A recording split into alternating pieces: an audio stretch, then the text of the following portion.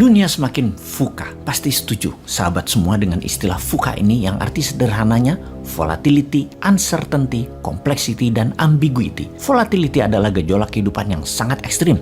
Uncertainty adalah ketidakpastian. Complexity adalah kerumitan yang parah. Dan ambiguitas adalah punya banyak maksud, punya banyak arti. Tidak ada kejelasan. VUCA terjadi karena bermacam disrupsi atau kondisi di mana terjadi inovasi yang menyebabkan perubahan besar-besaran secara ekstrim ke dalam sistem yang baru. Kata disrupsi pada model bisnis baru misalnya, baru sah jika memenuhi juga unsur less government involvement atau berkurangnya campur tangan pemerintah dan regulator. Sistem baru yang lebih ringkas, mudah, dan murah. VUCA di dunia saat ini terdisrupsi model bisnis yang terparah adalah karena perang militer, perang cuaca, perang informasi, perang dagang, dan banyak lagi yang terjadi di dunia sekarang atas nama negara, atas nama wilayah, atas nama ideologi, dan berbagai alasan lainnya yang menyebabkan manusia menjadi serigala bagi sesama manusia. Kita detailkan lagi penyebab VUCA, biological warfare, yaitu perang biologi virus Wuhan misalnya, perang obat-obatan big farmasi dunia, perang militer di Ukraina,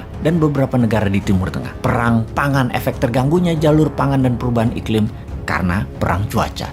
Selanjutnya, kita semua tahu ada 3 gempa besar disrupsi ekonomi terjadi dalam 3 tahun terakhir yang mempercepat banyak hal berubah. Salah satunya karena berubahnya model bisnis, yaitu karena perubahan perilaku generasi digital, yaitu generasi milenial dan zilenial, disrupsi teknologi, dan disrupsi pandemi. Semua ini merubah cara bertindak dan berpikir umat manusia yang harusnya atau biasanya perubahan itu terjadi dalam hitungan dekade bahkan ratusan tahun. Namun sekarang itu bisa terjadi hanya dalam hitungan bulan. Semua bisa bergeser, semua berubah dengan drastis. Di atas semua itu, ada yang harus berubah mengikuti disrupsi dan pengendalian VUCA, yaitu cara bernegaranya. Sekali lagi kita tekankan, cara bernegara harus juga didisrupsi, diubah dengan drastis. Jadi lebih efisien, lebih ringkas, lebih taktis. Sungguh akan sangat berbeda cara bernegara ke depan untuk bisa mengikuti berbagai disrupsi penyebab VUCA agar sebuah negara menjadi negara berdaulat, stabil, progres, dan sejahtera. Kita melihat ke dalam sekarang, masih cocokkah cara bernegara Indonesia selama ini? Kita tahu ada banyak cara bernegara dan kita pastikan cara bernegara tidak harus merubah pondasi negara yaitu Pancasila dan Undang-Undang 45. Namun cara atau how to-nya kita bisa ubah. Cara untuk membuat Indonesia menjadi negara kaya, makmur, kuat, berdaulat, sehat, pintar, dan bahagia warganya. Kita bisa, yaitu dengan mengubah 100% cara yang dilakukan oleh negara saat ini dalam sistem ekonominya. Itu yang kita fokuskan di awalnya, karena sungguh kesejahteraan adalah kunci kesehatan, kemakmuran adalah kunci pertahanan dan keamanan, kekayaan adalah kunci majunya kesadaran spiritual, majunya budaya, majunya sosial, dan kedaulatan sebuah negara tentunya. Bagaimana untuk membuat ekonomi Indonesia makmur, sejahtera, gemah limpah, loh jinawi, ijo royo royo, tentrem kertora harjo. Oh maaf pakai bahasa Jawa, artinya makmur, sehat, aman, subur, damai. Bener deh, rasanya sulit untuk masyarakat hidup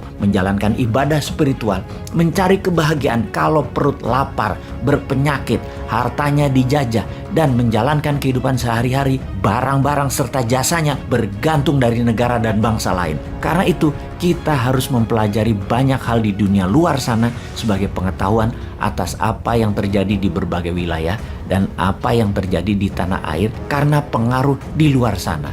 Kemudian menyusun apa yang akan kita lakukan agar yang negatif tidak terjadi kepada masyarakat kita, yang terbaik terjadi pada kita, yang kita bawa keluar sebagai pemain besar dalam global player di dunia, dalam pengaruh positif tentunya. Kita rincikan. Kita tengok negara Nordik. Mengapa mereka kaya? Mengapa dengan jam pelajaran yang pendek, bahkan hanya sekolah 4 hari dalam seminggu yang mulai diterapkan segera, juga tidak ada PR, lebih banyak vokasinya daripada akademinya, dari pendidikan SMA ke bawah. Ternyata membuat masyarakatnya jadi handy, ringan tangan, dan terampil, serta produktif. Kita menengok Inggris, kuat dalam bidang akademi, juga kuat dalam kegiatan ekstrakurikuler yang ditiru oleh India, Amerika, Singapura, Australia. Semua meniru Inggris, cara pendidikan sekolahnya, setidaknya SMA ke bawah.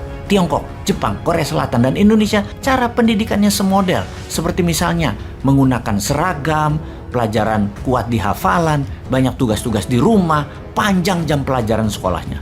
Dan menurut saya pribadi, Indonesia lebih pas bergaya seperti negara-negara Nordik pendidikannya. Karena pada dasarnya tangan rakyat Indonesia tuh terampil, budayanya kreatif, dan orangnya tipenya outdoor. Kita lanjutkan cara bernegaranya dengan melihat negara lain. Dan kita ambil yang terbaiknya untuk kita tiru dan kita kembangkan sesuai dengan budaya dan sosial masyarakat Indonesia. Maka kita mendaftar mana yang terbaik untuk kita adopsi. Misalnya, pertanian terefisien adalah apa yang dipraktekkan Israel dan Tiongkok di Inner Mongolia. Perkebunan terbaik meniru gaya Perancis, Spanyol, dan Amerika. Perikanan, kelautan, Jepang, dan negara Nordik patut ditiru. Menanggulangi kenaikan permukaan laut dan turunnya daratan, kita meniru Copenhagen dan Amsterdam. Militer, kita meniru Amerika dan Tiongkok. Soft power, entertainment, musik, film, budaya, meniru Korea Selatan dan Hollywood. Teknologi, meniru Tiongkok dan Amerika. Jalur distribusi dan produksi, meniru Tiongkok. Taktik perang wilayah, meniru NATO.